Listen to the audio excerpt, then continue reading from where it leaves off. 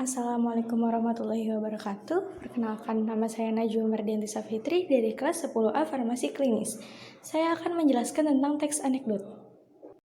Teks anekdot adalah sebuah cerita yang dibuat untuk memberikan kritikan dan sindiran yang biasanya ditujukan kepada pejabat atau petinggi tertentu, tetapi dengan bahasa yang sehalus mungkin sehingga pihak yang dituju tidak tersinggung. Struktur teks anekdot. Yang pertama, abstrak.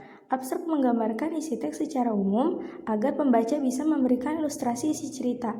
Yang kedua, orientasi. Orientasi merupakan awal kejadian pada cerita atau juga bagian yang memperjelaskan latar belakang mengapa peristiwa utama dalam cerita dapat terjadi. Yang ketiga, krisis. Krisis merupakan bagian yang menjelaskan mengenai pokok masalah utama dalam cerita. Yang keempat, reaksi. Reaksi adalah bagian yang akan melengkapi berupa penyelesaian masalah. Yang kelima, koda. Koda adalah bagian penutup cerita dalam teks anekdot. Kaidah teks anekdot. Yang pertama, menggunakan kata kerja lampau. Yang kedua, menggunakan kata kerja adverb bentuk lampau. Yang ketiga, menggunakan gaya bahasa metafora atau kiasan.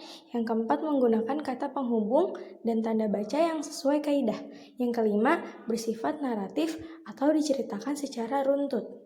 Yang keenam, menggunakan kata sifat, kata benda, dan kata majemuk. Yang ketujuh, terkadang dilengkapi dengan pertanyaan retorik. Yang kedelapan, umumnya menggunakan bahasa informal atau bahasa sehari-hari. Yang kesembilan, dapat memadukan antara fakta dan kejadian atau sekadar menceritakan kejadian unik. Seorang anak laki-laki penasaran mendatangi seorang dukun yang terkenal. Dia ingin sekali melihat sekaligus membuktikan kepintaran sang dukun.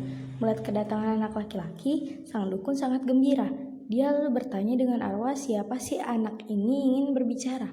Karena dukun tersebut mengatakan dirinya dapat berhubungan secara langsung dari akhirat. Kakek saya, jawab anak laki-laki bersemangat. Baiklah, mudah sekali. Sang dukun lalu membaca mantra dan melakukan meditasi. Beberapa saat kemudian, suara dukun berubah parau. Aku kakekmu Budi, apa yang kamu inginkan? Anu kek, saya cuma mau tanya, apa yang kakek lakukan di akhirat? Tanyanya polos. Bukannya kakek belum meninggal? Sang dukun, waduh, dalam sekejap dukun itu pun pingsan. Anak itu pun pergi meninggalkan dukun tersebut. Tamat. Sekian dari saya, semoga bermanfaat. Kurang lebihnya mohon maaf. Wassalamualaikum warahmatullahi wabarakatuh. Terima kasih.